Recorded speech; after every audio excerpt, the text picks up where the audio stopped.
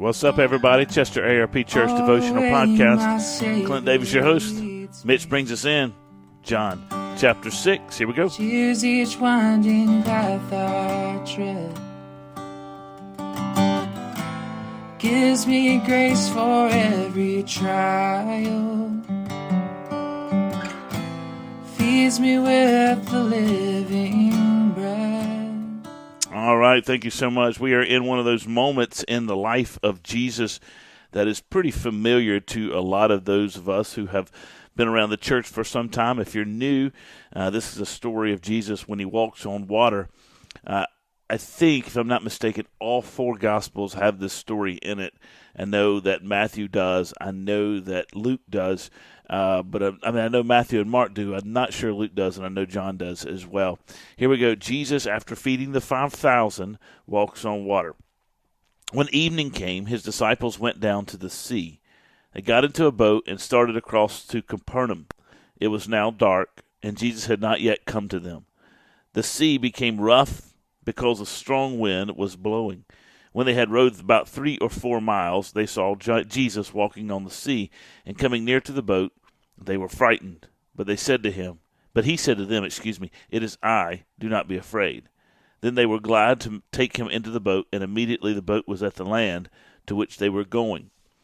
It's interesting to me that this story takes place after the feeding of the 5,000. In John's Gospel, it's really a kind of a moment where there's a breather for the disciples and for Jesus as they go from one side of the sea to the other. They have this huge crowd. They have this big day feeding the 5,000. We'll see next time we read together that when they get to the other side, they're found by the other crowd, and so they have a big day, then they catch a breather, and then they get another big day as the crowd finds them on the other side of the sea. And when they find him on the other side of the sea, Jesus has this interaction with them. So in a sense, this is kind of one of those moments where it's just kind of a lull, a travel moment. I've done mission trips. You take mission trips and you have moments in the middle of the week you set aside just for the team to kind of catch its breath. Usually a mission trip is a very intense experience, a foreign mission trip or even a domestic mission trip, but it's a very intense experience. And so for a couple 3 days, maybe you go there for a week, maybe Monday, Tuesday, Sunday, Monday, Tuesday, you're hitting it hard. Boom, boom, boom, boom, boom. And then Wednesday, you just kind of take a chill out, especially you get like an afternoon to just chill out or a morning to chill out. And then you hit it hard again, and then you finish up the week. And so it's as if the disciples are in one of those moments with Jesus here. They just catch this breather, and John tells us that just ordinary life, they catch a breather, but they've got to go from one side to the other. But it's kind of like they're if you think about the disciples, they were all fishermen. So here they are, a lot of them are fishermen, and so this is kind of their domain. They're on the water. This is what they do. Matthew, in his account of this story, tells us there's a big wind, and he gives us more details that actually the disciples are sent off on their own. Jesus goes by himself to pray. They kind of get a chance to just kind of get away. They go off they get into the water, kind of their go-to place that they go to time and time again to kind of catch their breath. This big storm comes on the sea, and they're afraid, and it must have been a big storm because for experienced fishermen to be afraid, it was a tremendous storm. In the midst of that fear, they see this figure walking on the water. Jesus comes gets in the boat, right? So they see this figure walking on the water. They're afraid. They think it's a ghost. They say, "Who is it?" He says, "It is I." And in the original language, he uses the term "I am," which is God's name for himself in the Old Testament. And so Yahweh, but it's the New Testament equivalent of Yahweh, I am. So they know who Jesus is. Peter, of course, in Matthew's account says, "Hey, listen, if it's you, command me to come."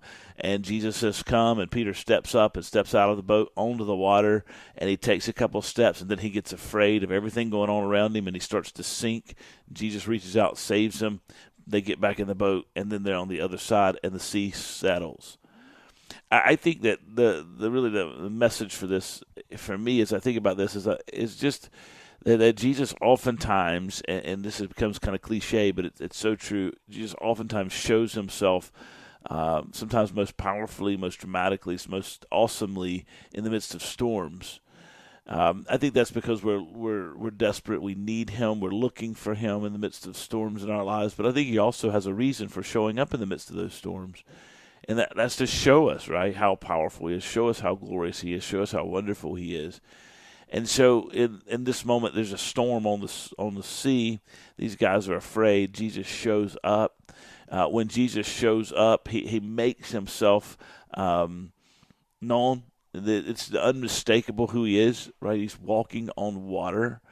And only God can do that. The one who has supernatural power, the one who made the heavens and the earth, can do that. You and I can't walk on water. And so when He shows up, but then He confirms it with saying, "It is I," His voice. He speaks, not just in this account, but in Mark's account of the time when the disciples are on the water and Jesus is asleep in the boat, and this humongous storm comes upon the sea, and Jesus gets up and says, "Peace, be still," and the water settles. The water doesn't settle by Jesus' command in this story, but their hearts are settled by Jesus' command or Jesus' word. It is I.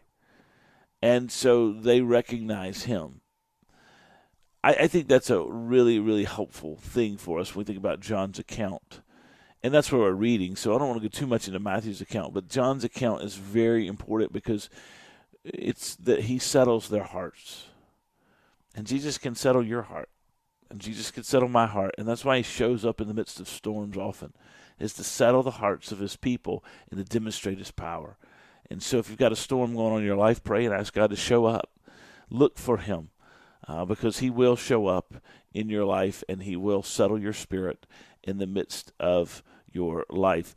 So you guys have a great day. God bless you. Our God is a gracious and wonderful God. He will show up in the midst of great strife, in the midst of storm. And when we're kind of trying to, those moments we think you're catching a break and catching a breather, maybe that's when the devil seems to attack and the storm comes, the Lord will show up. And when He shows up, He will do it He'll show up and He'll demonstrate His power and His glory, but He'll also comfort you by telling you it is Him, and He will remind you just who He is. You guys have a great day. God bless you. See you soon. You carry me close to your heart.